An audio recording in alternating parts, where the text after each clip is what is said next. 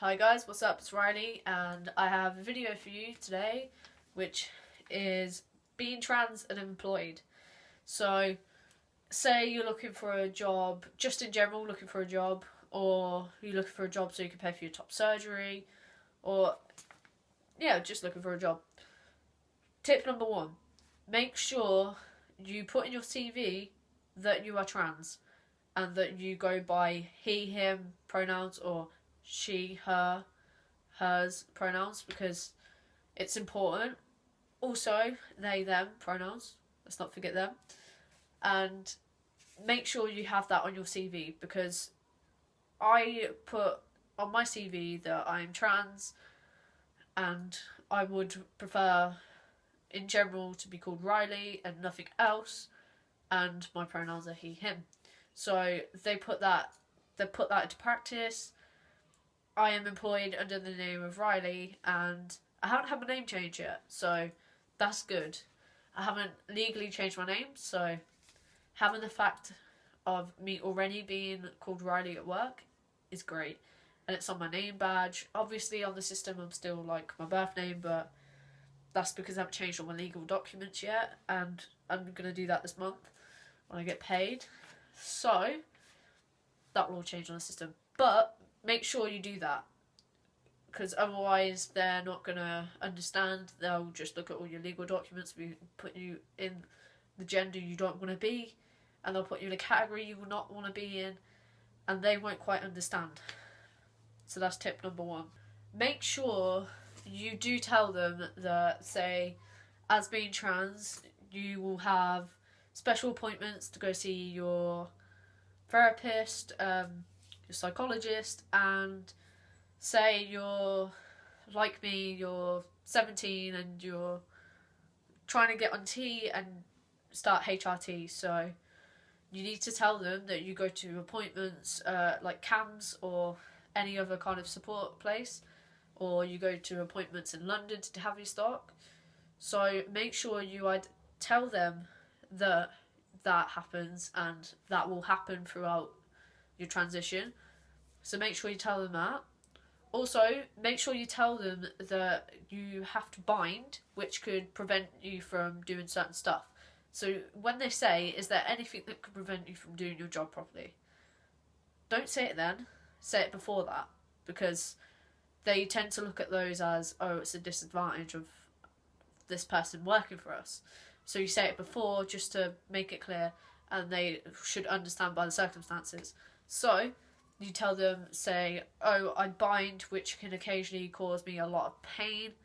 I get anxiety and I get dysphoria. Try to explain what dysphoria is. Say, obviously, not generalising this, but most trans people go with depression and we have mental health problems, and it is good to identify that at the beginning. I didn't identify any of this at the beginning, apart from me being trans, so maybe I should have done this, because now I'm learning that my manager doesn't quite get what's going on with me, so sometimes I won't be able to turn up to work because I'm having, say, really bad like pains in my chest and I'm having really bad rib pain. So he needs to know, and he can't be so insensitive about it, because if they are, then that's bad for them and they can get in a lot of trouble for it. So make sure you do say that you have these problems and they have to be dealt with, and you are going to say you are working for a reason, you are getting top surgery, like the binder pain will go, but obviously you're always going to have dysphoria, which is really annoying because it'd be nice to live without it, but no, we always have dysphoria. So make sure you identify that with them and make sure your employer knows that you are trans, because it's important, because then they can understand if people are like misgendering you at work or disrespecting you, then you could go to them because they already know, and it's not going to be like a big revelation if you tell them later on and they didn't know. So yeah, that's that tip. So tip number 3, make sure you are not double binding at work. if you want to be stealth, make sure you only tell a person in charge, or like a really like superior person in the company, that you were trans, and then you could go confide in them rather than people, because if stuff happens like whilst you're working and you need to tell someone about it, you don't want to tell someone that doesn't know you're trans and could disrespect you for that, which is really annoying because people should disrespect you for being you, but that happens. So yeah, make sure you sort that out and confide in someone superior at work. See, I work for Primark in the UK.